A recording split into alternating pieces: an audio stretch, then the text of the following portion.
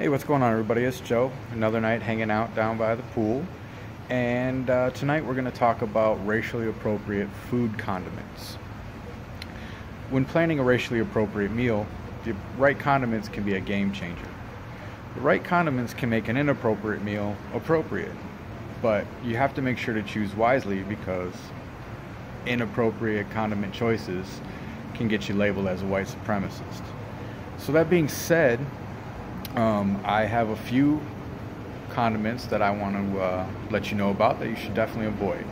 So we'll start with the obvious, which is mayo. You want to avoid using mayo because putting mayo on any of your food is just symbolic of spreading white supremacy all over your food, and yeah, you just don't want to do that. Spreading white supremacy is bad, especially on your food. Now, some people like the flavored mayos, which technically change the color, consistency, what have you of the mayo, but ultimately all that is another form of discrimination or cultural appropriation depending on the flavor. So once again, you want to avoid mayo altogether. Also, you want to avoid Worcestershire, that stuff. You want to avoid that stuff. Unless you're from Europe or the UK, again, cultural appropriation, so stay away from that. Relish, you definitely want to avoid relish. I mean, that's chopped pickles. You don't get much more of a white condiment than chopped pickles. And because white people tend to like it, that makes it a white food, which means that it's prejudiced against people who aren't eating white food, or people who aren't white eating food. It's just racist. So stay away from relish because fuck, it's relish. Now, onions. You got your white onions and your brown onions.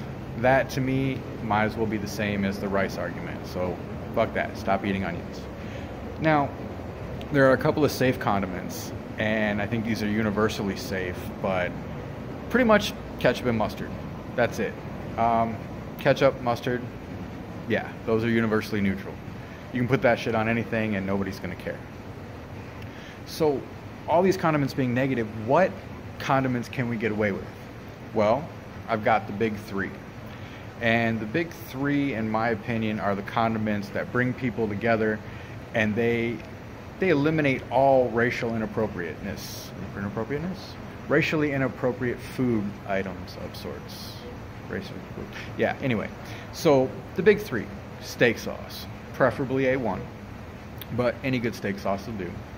Barbecue sauce, any variety, any flavor, just not that marinade bullshit. And hot sauce, preferably Tapatio, but any good hot sauce will do. Now the reason these are the big three is because I have never been anywhere where any of these condiments were present, where people were not loving some food and having a good time. So what I suggest is that when you travel, you should carry one of these condiments with you at all times, so that you always have something to make friends with. Worked for Hillary, worked for you too. So that's my list of condiments to be aware of and condiments that you can safely use around other people. If you have any ideas, thoughts, suggestions, please go ahead in the comments section, let me know. Like and share so you can get the word out so your friends understand what to eat and what not to eat so as not to be labeled white supremacist.